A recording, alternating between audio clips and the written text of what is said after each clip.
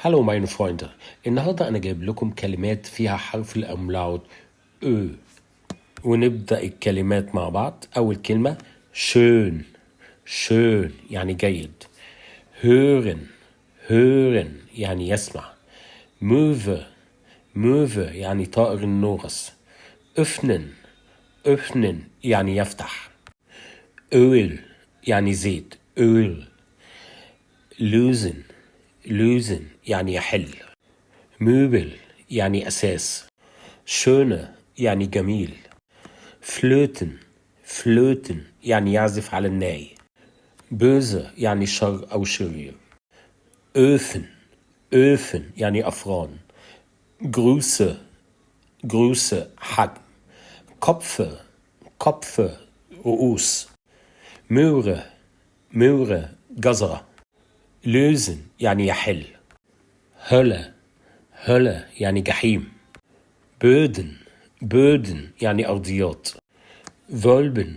wölben يعني يقوس أو قوس. löffel. löffel ملعقة. wörter. wörter كلمات. fördern. fördern يعني يدعم. rösten. rösten يعني يحمص أو يشوي يعني. klönen يعني يدردش. blöd يعني غبي. mögen.